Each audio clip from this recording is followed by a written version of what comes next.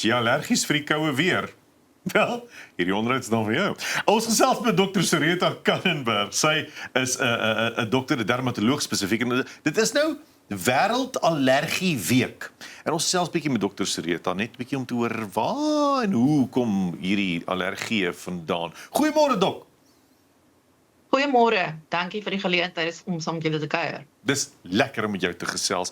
Kom ons praat bietjie oor die feit dat sommige mense allergieë afmaak as 'n seisonale ding. En sê, ag moenie worry nie my mens, jou vel reageer maar net so as gevolg van dit. Jou sinusse is nou maar net as gevolg van dit gaan nie daaroor nie.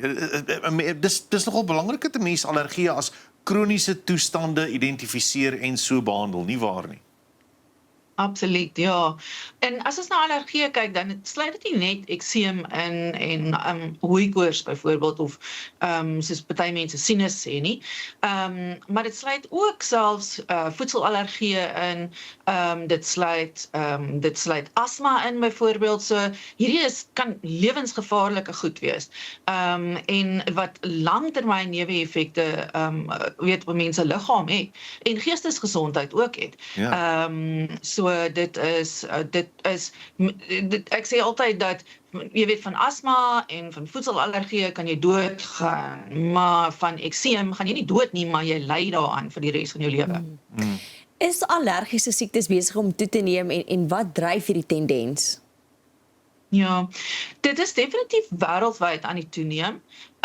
Ons weet Amerikaanse data wys vir ons dat dit definitief aan die toeneem is, dat daar omtrent 1 uit 3 volwassenes aan een of ander allergiese toestand ly en 1 uit 4 kinders in Amerika. In Suid-Afrika is ons data bietjie aan die ouer kant. Maar ons sien wel dat daar definitief 'n verergering is of dat ons ekseme meer word en dat ons hooikoorse meer word en dat en daar's verskillende redes daarvoor. Een van die kom ek sê, die 2 belangrikste goed is die verstedeliking. So mense wat natuurlik uit die plaaslike omgewings uit stede toe trek. En dan besoedeling speel die groot en baie belangrike rolle daarso. En daar's allerhande goed wat daar ook 'n rol speel, byvoorbeeld dat ons langer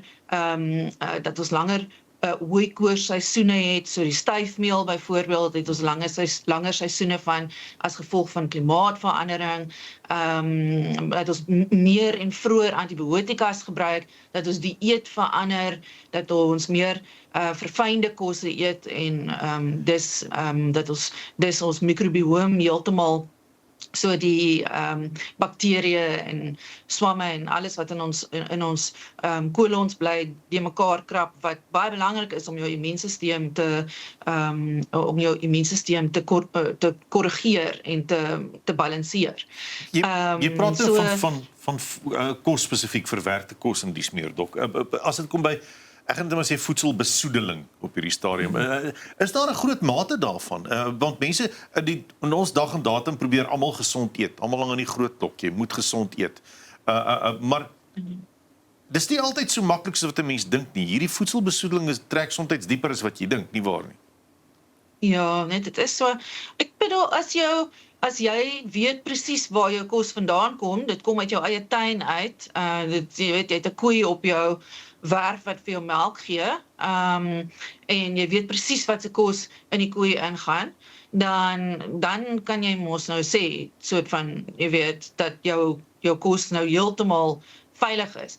Maar ongelukkig weet ons nie wat gebeur met daai kos voordat ons dit kry nie.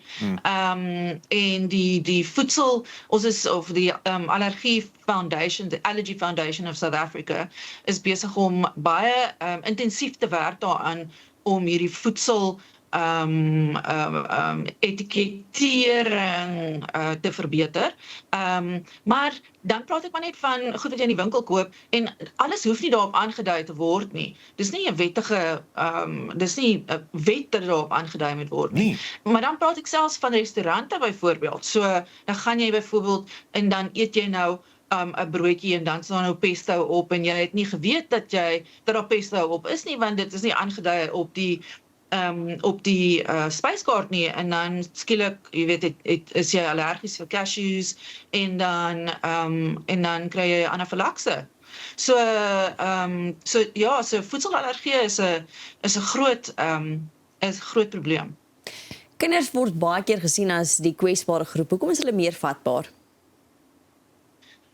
Omdat hulle immuunstelsel is nog nie gewoond aan al hierdie wye verskeidenheid van allergene wat ons in die lug en in ons voedingsstowwe het byvoorbeeld nie. So hulle moet nou nog eers hulle lyfies moet nou nog eers leer. Hulle immuunstelsel moet nou nog eers leer om te werk daarmee. En dan is dit wanneer hulle op 'n verkeerde manier hulle immuunstelsel verwerk die allergene dan nie korrek nie. En dit het weer te doen met allerhande die teorieë wat ons vroeër bespreek het van ek het nou nie dit genoem nie, maar die hygiene hypothesis byvoorbeeld, dat ons in te gesonde omgewings gesond word of groot word. En dan kry ons dat die kinders byvoorbeeld nie mooi leer, hulle immuunstelsel leer nie mooi om om die allergene te tolereer nie. So dis 'n ding. Die ou mense het altyd gesê, man, laat die kind aan iets lek of hy het sy immuunstelsel het dit nodig. Is dit eintlik 'n ding? Ja, dit is eintlik. Ek het eintlik my kinders het so jy weet as hulle in 'n drom gekrap het iewers, was ek nie te paniekerig nie. Maar my familie het nie baie daarvan gehou nie. Maar ek het geweet van die hygiene hypothesis, dit is 'n ding, ja. Wat is van daai waarskuwingstekens dat mense se asma of allergie nie onder beheer is nie en dat hulle dalk mediese hulp moet soek?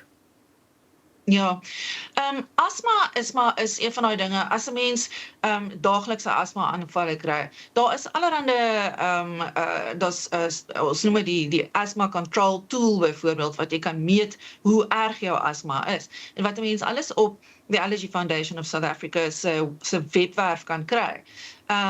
So as 'n mens daaglikse asma aanvalle kry, as 'n mens so erg is dat jy in die hospitaal beland daarmee, dan is dis amper al vir my te laat as jy so ver gekom het. Dan moes jy lankal hulp gekry het. Die hooikoors, as dit 'n mens se kwaliteit van lewe beïnvloed natuurlik, dan moet 'n mens by die dokter uitkom. Ekseem, dit is 'n ding wat 'n geweldige impak kan hê op die hele familie, op die persoon se lewe, op die kind se lewe, wat kan lei tot toestande soos ADHD, wat kan lei tot depressie en angstigheid. So dis baie belangrik om hierdie om veral as dit kwaliteit van lewe beïnvloed, of as dit lewensbedreigend begin raak, dan moet 'n mens verseker 'n dokter sien. Absoluut. Dok, as daar nou een belangrike boodskap is wat jy vir Suid-Afrikaners kan los hierdie week, hierdie wêreldallergieweek, spesifiek as dit kom by allergie, die diagnostisering daarvan en die behandeling daarvan, wat sou dit wees? Dit sal wees om dit nie te onderskat nie.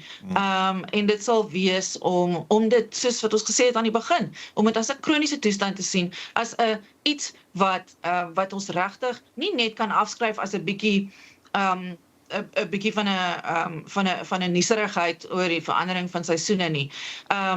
As dit 'n mens se lewenskwaliteit begin beïnvloed, dan is dit baie belangrik om dit aan te spreek. Absoluut. Baie dankie Dok vir jou tyd en moeite vanmôre. Dis lekker om 'n bietjie meer insig te kry oor goeters waar ons almal soms wonder en dink, het ek dalk 'n allergie? Ek weet nie. Dankie dat jy dit vir ons duideliker gemaak het.